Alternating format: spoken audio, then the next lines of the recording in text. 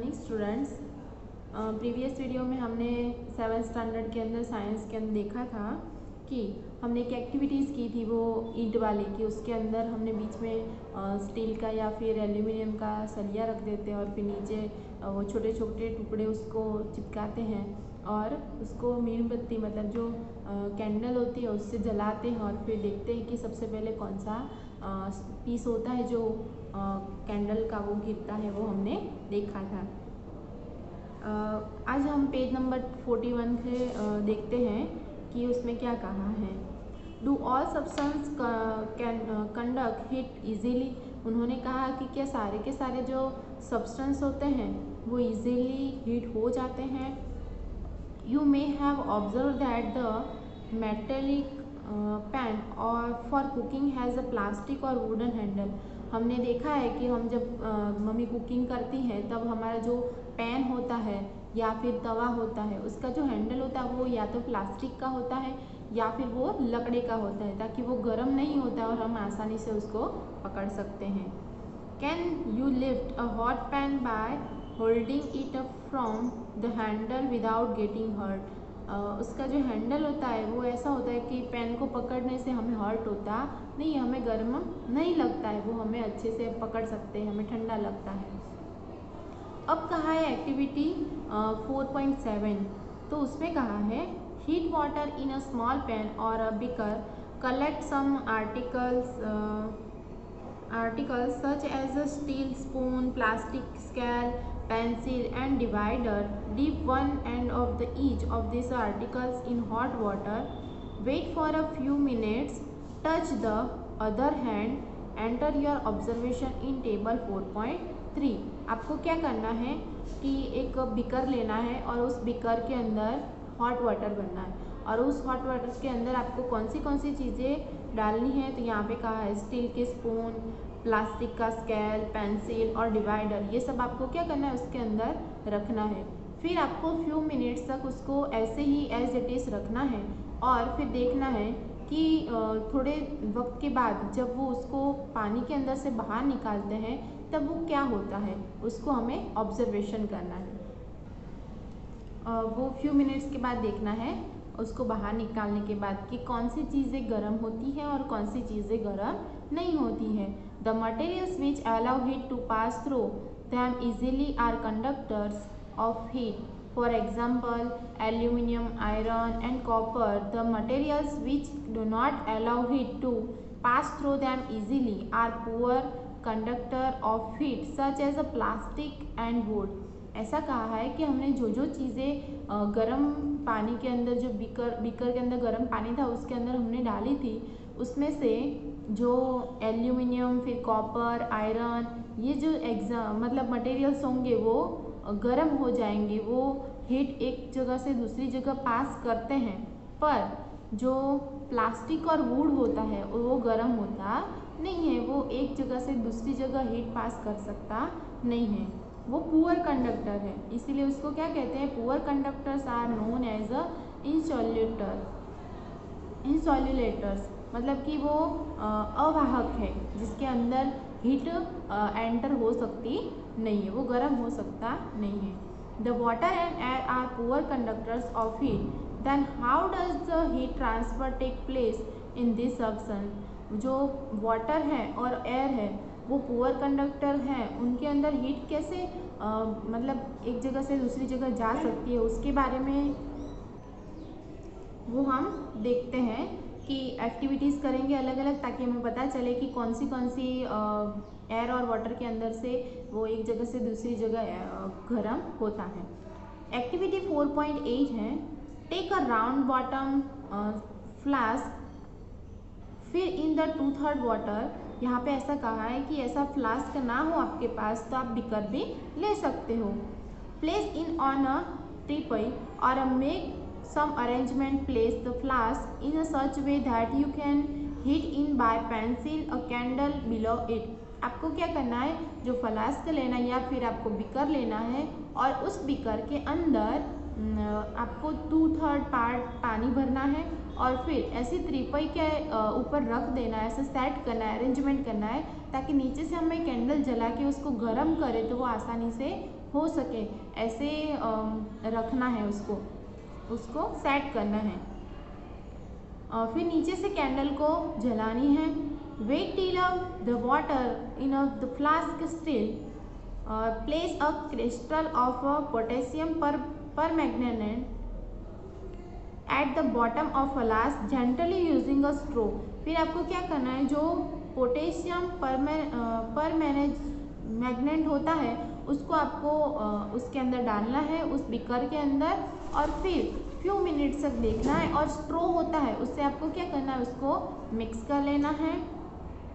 फिर कहा है now heat the water by placing the candle just below the crystal.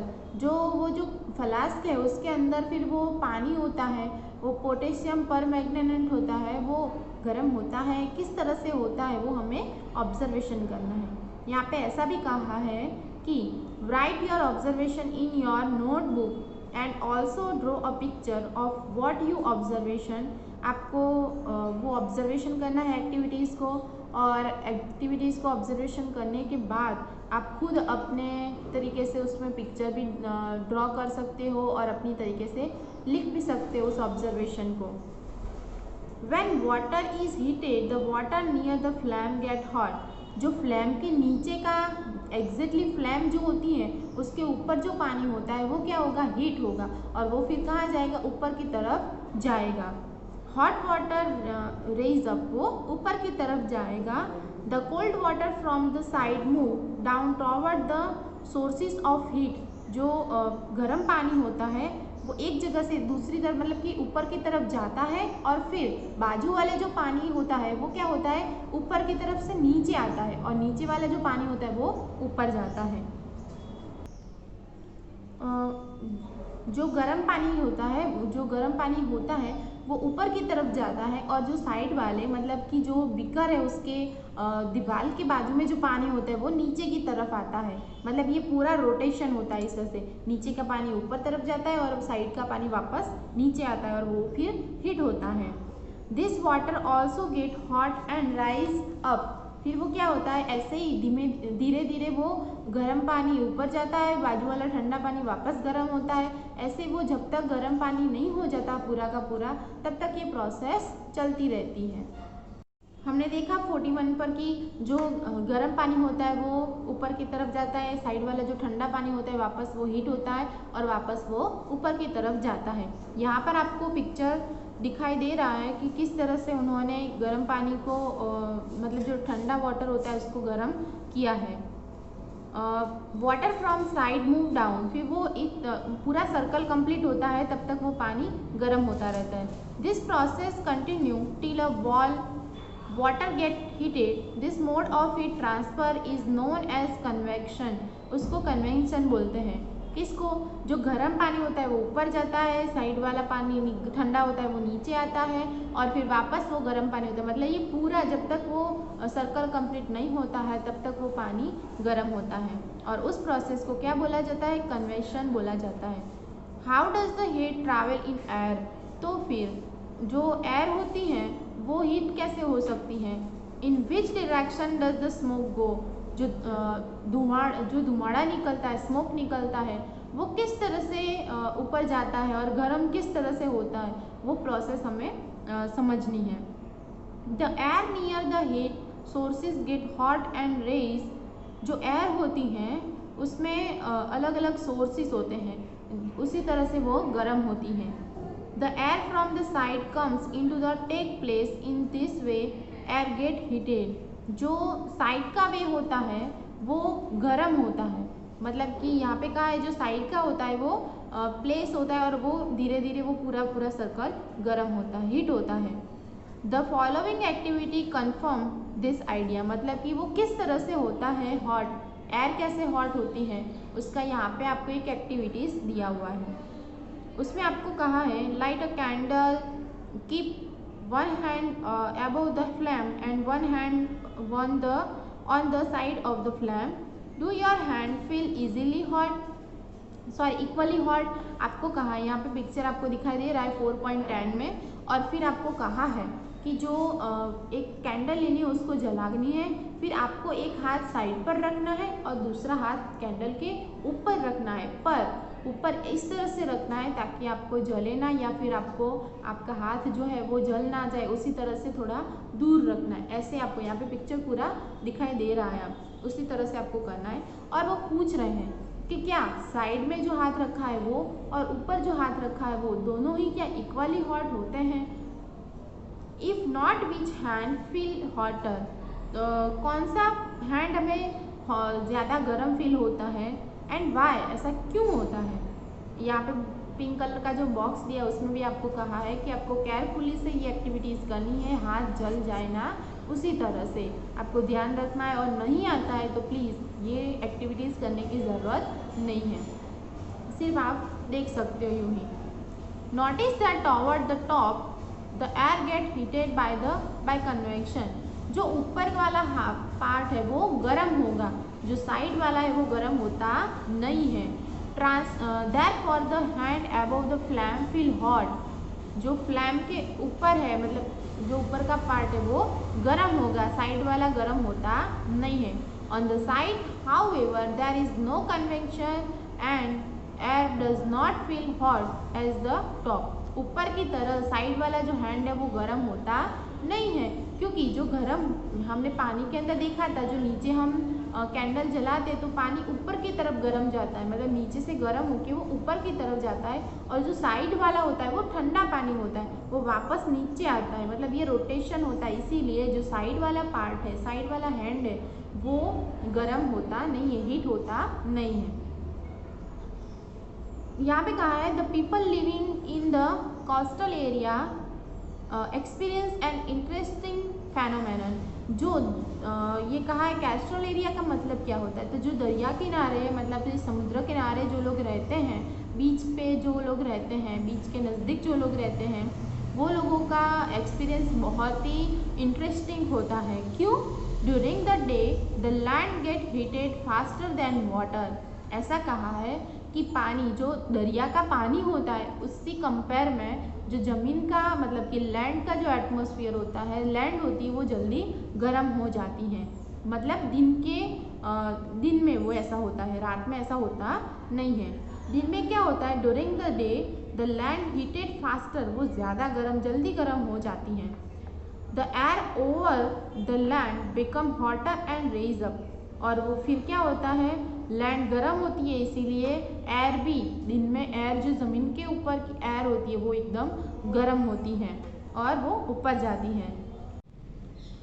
The cooler air from the sea rush in towards the land to take its place. The warm from the land move toward the sea completely cycles. हमने देखा कि हमने समझा अभी तक कि जो air होती है वो दिन के अंदर क्या होता है, लैंड के ऊपर जो एयर मतलब कि लैंड के एटमॉस्फेयर में जो एयर होती है वो बहुत ही वार्म होती है, और जो सी के एटमॉस्फेयर में जो होती है एयर वो बहुत ही कूल होती है। तो वो पूरा साइकिल बनता है, वो हमने समझा। At the air from the sea is called the sea breeze. उसको क्या बोलते हैं, सी ब्रीज बोलते हैं। To receive the cooler sea breeze the windows of the house in coastal area are made from face the C.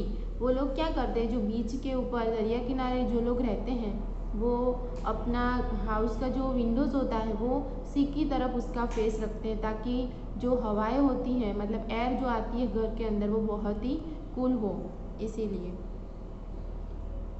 At night it's exactly the reverse. और उससे उल्टा होता है रात के टाइम पे। जो दिन के अंदर लैंड के एटमॉस्फेयर में जो एयर होती है वो वार्म होती है, और सी के एटमॉस्फेयर में जो होती है वो कूल होती है, उससे उल्टा हो जाता है नाइट के टाइम पर।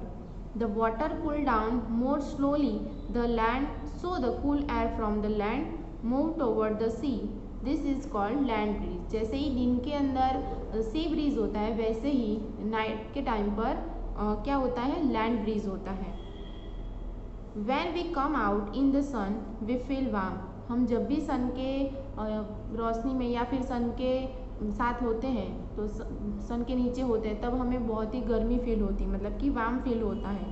How does the heat from the sun reach us?